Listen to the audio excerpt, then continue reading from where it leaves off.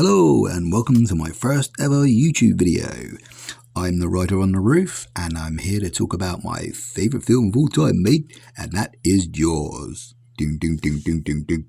There are a few reasons why Jaws has been my favourite film for practically all my life. Not the least because I don't think a film has ever had the effect on me that Jaws has had.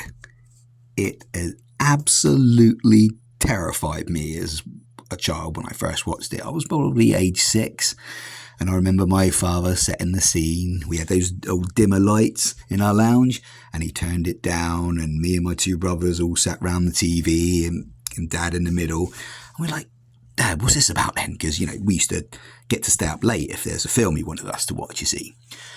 And I remember you saying, well, it's about a shark. So I said, what is a shark? And he said, well, it swims underwater and it eats things. I was like, well, this is the movie for me. And so we all sat down, lights dim, the music comes up.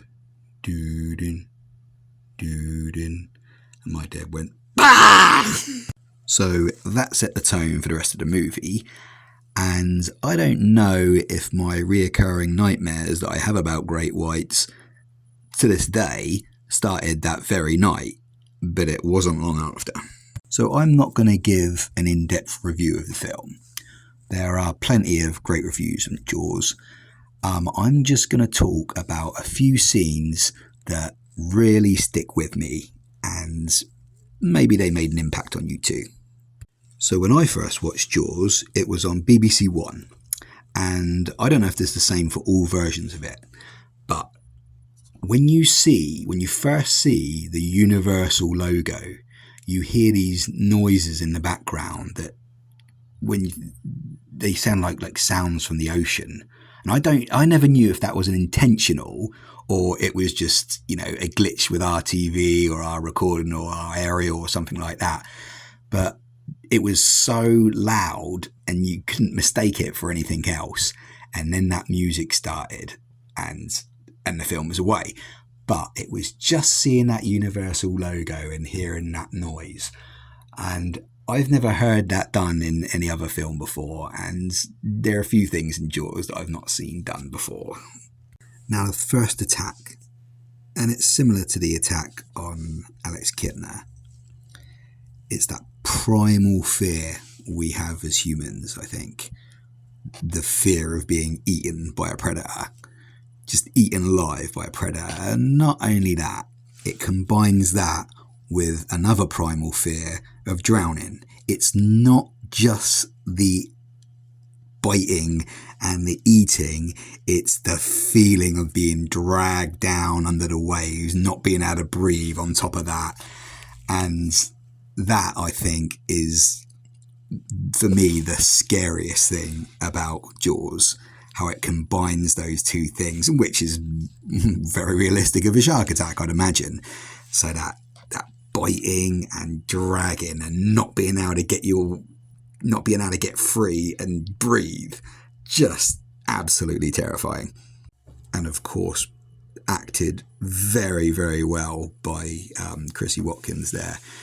I heard, I don't know if this is true, but I heard that they had a rope pulling her around and tugging her back and forth, and I don't know if they were dipping her under the water as well, but that must have been terrifying for that actress to film, and she did an incredible job.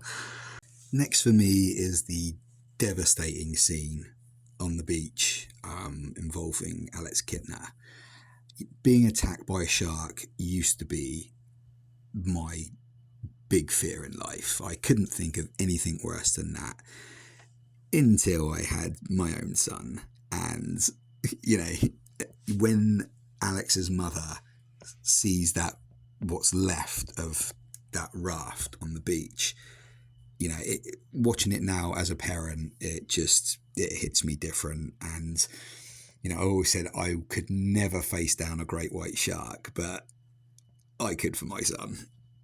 Next up is another first. After the initial attack, we have a really nice, warm family scene with the Brodies where I think we all take to them and relate to them. Their family dynamic is very warm and loving, and you immediately root for these people and hope. I really hope that they don't end up facing this shark.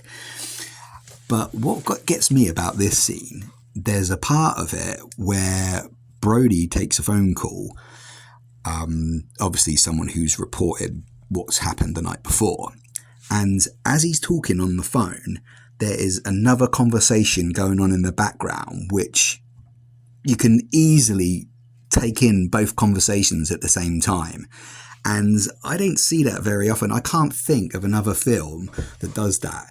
When you hear one conversation, you hear Brody's right at the front. So, he's the thing that you see, and, the family are sort of blurred out a little bit in the background, but his conversation seems to be the one that you should be listening to for the plot of the movie. But then in the background, you hear every single word of Ellen and Michael, and I think it's just a great touch. Now, how great are the side characters in this film? The townspeople, they pop up and they say these lines that have been quoted and memed. They're on mugs, they're on t-shirts, and what they say is still funny to this day. How ridiculous some of them are, and how self-centered some of them are. And one in particular, when Brody is trying to get some materials to put up some beach clothes signs, and the conversation in the background as he's trying to find his paintbrush is just hilarious. It still makes me giggle now of the guy just in there complaining that, something that we've all had, all heard in a supermarket before, someone who's not happy and he's letting everybody know it. And it's just great. It's sort of thing that they don't have to put that in a film, but when they do, it's just such a great little touch. And also a shout out to the lady who's really concerned about the beaches being closed. She's brilliant. She looks exactly like an auntie of mine, so that always made me laugh as well. But are you going to close the beaches? And I don't think that's funny at all. Just brilliant little side characters in there. Just a quick shout out to the comparing scars scene. It is a great scene, and I was born with a hip dislocation, and I spent a lot of my very early years in hospital getting that repaired. And I was always really proud of this great big long scar I've still got on my hip. And I would have loved to have been in that moment so I could have beaten them all with it. Ben Gardner's head. My God. As a 6-year-old, I have no clue that even eyes can pop out and what that would look like. But thanks to Jaws, I learned, and that was still a great jump scare scene. But then the light just shines on the guy's face, and it's there for us all to see. And I always remember thinking as a kid, I don't know if you did, but why the hell would Matt Hooper dive in that wreck? We know that the shark's out there. We know that it's just ploughing through people, and he goes to an attack scene. That just doesn't make any sense to me at all. He needs a cage the next time. I suppose they've been dropping chum, but I was so terrified for Matt Hooper in that scene, as much as I was scared when that bloody head popped out. My Lord. And now for a scene that I still maintain to this day is a mistake. It feels like it should not even be in the movie. It feels like a scene that's detached, that like it was from somewhere else. I know it's about the same thing that's going on in the movie, but there's something about the sound or maybe the picture, but it just doesn't feel like it's part of the movie. And that is in the autopsy scene. Now, they're looking at the remains of Chrissy Watkins, and have a watch and see if you can see it as well. When Hooper pulls out the severed arm and says, "This is what happens," and I know now what he's talking about, people smoking in the autopsy room. But that particular scene, when he holds out the arm, it just doesn't feel right. It just feels like that's been edited or cut in or filmed later or something. Maybe it's just me, but maybe in the comments you can let me know. The scene when Michael gets checked into hospital, that always resonates with me, because I was probably about Sean's age when I first visited a hospital, and it was my older brother who went to hospital with a broken arm. He'd fallen out of a tree. And I remember my mum asking him if he could bring anything for him to the hospital, and it just felt so scary leaving my brother in a hospital. I didn't really know what was going on, and so that scene always makes me think of that. There are so many other great scenes I could talk about. The pond attack, the Indianapolis scene, you're going to need a bigger boat, the barrels, just so much. But something that will haunt me forever is what happened to Quint. I don't know, I didn't think I'd do spoilers alert, but I think everyone's seen Jaws, who's going to watch this. But see, I was raised at a time where men didn't show weakness, they didn't cry, they didn't whine, they certainly didn't scream. I've never heard a grown man scream in my life, and certainly such a tough guy like Quint, who was just the alpha male, or presented himself as the alpha male through the whole film. Something that brought him to screaming is just chilling. It still is now, and it still is for me.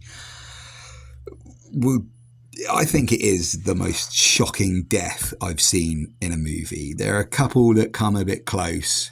I've never really been one for gore or, guts flying all over the place, although Quint's was pretty graphic with the blood coming out of his mouth and oh jeez. But yeah, that is incredibly disturbing, incredibly well done, and everything a scene needs that's going to stay with you forever. So now I'm going to hand it over to you. I would love to hear about your favourite scenes, what really stays with you about this movie, and thank you for watching the video. Thank you for getting to the end and listening to me rattle on, and I hope to see you on the next video. You go careful now.